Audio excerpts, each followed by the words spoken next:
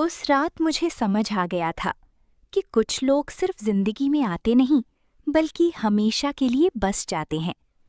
بارش ہلکی ہلکی ہو رہی تھی اور میں بس سٹاپ کے ایک کونے میں کھڑا تھا۔ رات کی 11 بج چکے تھے، لیکن میری نظریں صرف اس ایک چہرے کو ڈھونڈ رہی تھیں جو شاید کبھی واپس آنے والا ہی نہیں تھا۔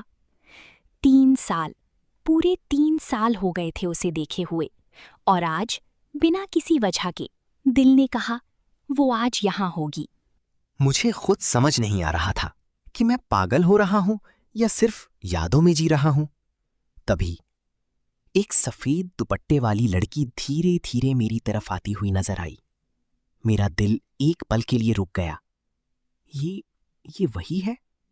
میں اپنی جگہ سے ہل بھی نہیں پا رہا تھا۔ ہر قدم کے ساتھ وہ قریب آ رہی تھی اور میری سانسیں تیز ہوتی جا رہی تھی۔ وہ بالکل میرے سامنے آ کر رک گئی۔ کافی دیر کر دی تم نے، اس نے ہلکی سی مسکراہٹ کے ساتھ کہا۔ میں نے حیرانی سے اس کی طرف دیکھا۔ تم واپس آ گئی؟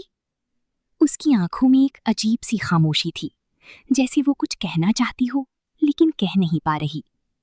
میں کبھی گئی ہی نہیں تھی، اس نے دھیمی آواز میں جواب دیا۔ میرے ہاتھ ٹھنڈے پڑ گئے۔ مطلب؟ وہ ہلکی سی مسکرائی اور آس پاس دیکھا۔ بس سٹاپ بالکل خالی تھا۔ ہر رات تم یہیں آتے ہو نا؟ میرا دل زور سے دھڑکا۔ پر تمہیں کیسے پتا؟ اس نے سیدھا میری آنکھوں میں دیکھا۔ آخر میں تمہیں کبھی چھوڑ کے گئی ہی کب تھی؟ مجھے اچانک وہ دن یاد آیا جب اس کا ایکسیڈنٹ ہوا تھا۔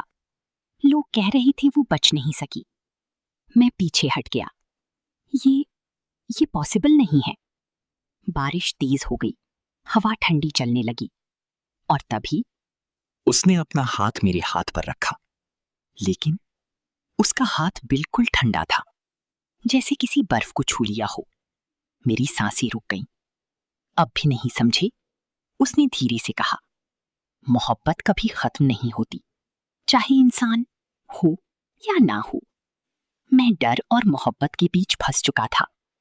تو تم؟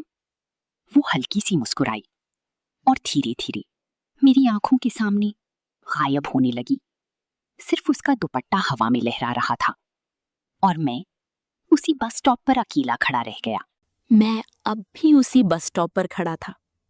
ہاتھ ابھی تک کانپ رہے تھے، اور دل جیسے سمجھنے سے انکار کر رہا ہو کہ ابھی جو ہوا وہ سچ تھا یا صرف میرا وہم۔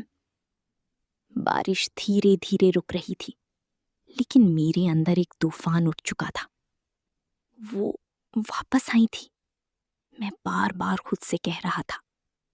لیکن پھر ایک سوال، اگر وہ سچ میں تھی تو پھر گئی کہاں؟ اس رات میں گھر نہیں گیا۔ صبح ہونے تک میں اسی بس سٹاپ کے پاس ادھر ادھر بھٹکتا رہا۔ شاید وہ پھر سے آ جائے، لیکن وہ نہیں آئی۔ اگلی رات میں پھر وہاں تھا، سیم ٹائم، سیم جگہ، اور دل میں وہی امید۔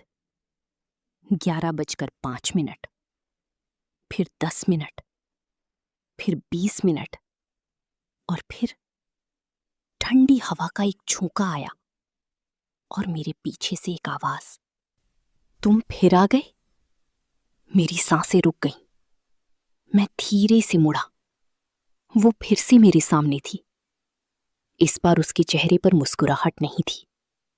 تمہیں نہیں آنا چاہیے تھا، اس نے دھیمی لیکن ہیوی آواز میں کہا۔ کیوں؟ میں نے آلموسٹ چیختے ہوئے پوچھا۔ تم ہو نا یہاں، بس اتنا ہی کافی ہے۔ اس نے سر جھکا لیا۔ یہ دنیا اور میری دنیا الگ ہو چکی ہے۔ میں نے اس کا ہاتھ پکڑ لیا۔ تو کیا ہوا؟ میں بھی آ جاؤں گا تمہاری دنیا میں۔ وہ ایک دم سے گھبرا گئی۔ نہیں، یہ مت کہنا۔ ہوا اور تیز ہو گئی۔ آس پاس کا ماحول عجیب سا ہو گیا۔ تم سمجھ نہیں رہی، اس کی آواز ٹوٹ رہی تھی۔ جس دن تم میری دنیا میں آئے، اس دن تمہاری زندگی ختم ہو جائے گی۔ میں نے ہنسنے کی کوشش کی۔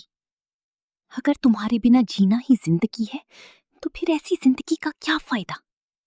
اس کی آنکھوں میں آنسو آ گئے۔ میں ہر رات تمہیں یہاں دیکھتی تھی. تم مجھے بھول نہیں پائی. میں بھی نہیں. میں نے دھیرے سے کہا. کچھ پل کے لیے دونوں چپ ہو گئے. صرف ہوا کی آواز تھی. اور پھر اس نے اپنی جیب سے ایک چھوٹی سی چیز نکالی. وہ ایک پرانی سی گھڑی تھی. یاد ہے تم نے مجھے دی تھی؟ میں نے ہلکا سا مسکرایا. کیسے بھول سکتا ہوں. اس نے وہ گھڑی میرے ہاتھ میں رکھ دی. اسے سنبھال کے رکھنا. کیوں؟ کیونکہ آج کے بعد میں نہیں آؤں گی. میرا دل زور سے دھڑکا. نہیں، یہ نہیں ہو سکتا. میں اس کے قریب گیا، لیکن اس بار وہ پیچھے ہٹ گئی. یہ آخری ملاقات ہے، اور اگر تم نے مجھے دوبارہ بلانے کی کوشش کی تو کیا؟ تو تم سچ میں میرے پاس آ جاؤ گے، ہمیشہ کے لیے. میرے ہاتھ سے گھڑی گر گئی.